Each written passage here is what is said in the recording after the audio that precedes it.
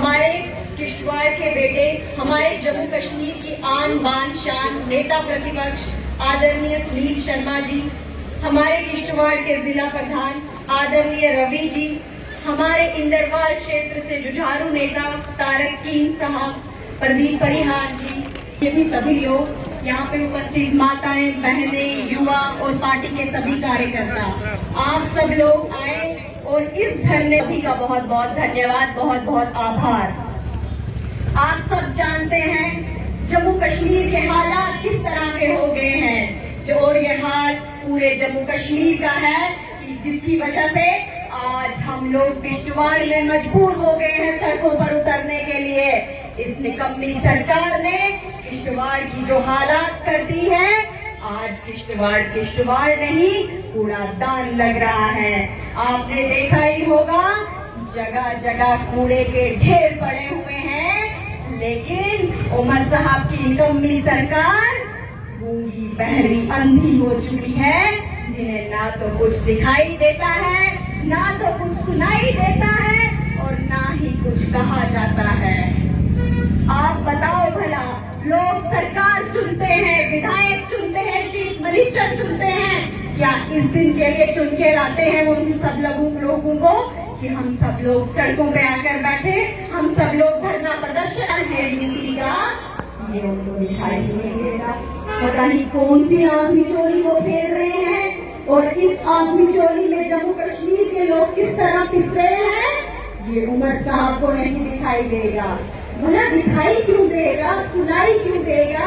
जब वो गरीब आवाम के बीच में रहेंगे, जब वो गरीब लोगों के बीच में रहेंगे, तब उन्हें पता चलेगा यहाँ की सड़कों का क्या हाल है, यहाँ की पानी की क्या समस्याएं हैं।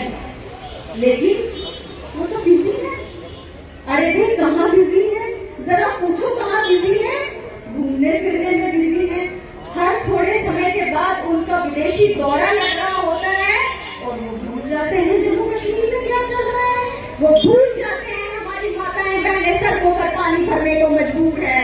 वो भूल जाते हैं जम्मू कश्मीर इस समय पे कूड़ादानी बना हुआ है।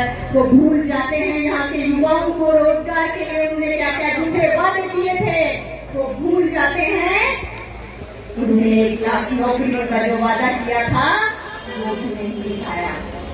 अगर उन्हें वादे निभाने ही नहीं थे, अगर उन्हें वादा खिलाफी करनी ही थी, तो वो सरकार में क्यों बैठे हैं?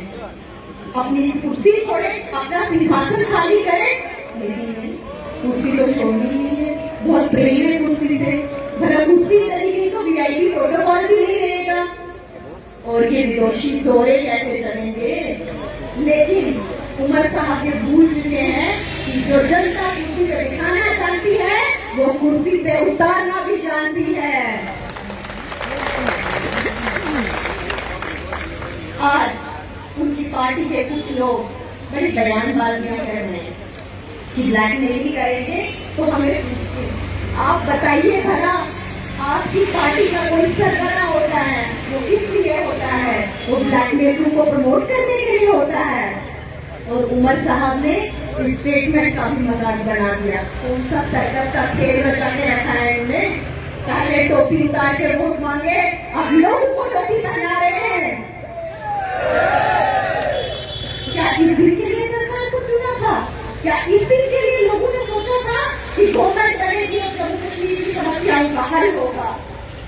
आज हर स्टेज पे वो रो रहे होते हैं, मेरे हाथ में कुछ नहीं है, मेरे हाथ में कुछ नहीं है। हर डिपार्टमेंट बरामुल्ला के पास है तो वो कैसे कहते हैं मेरे पास कुछ नहीं है?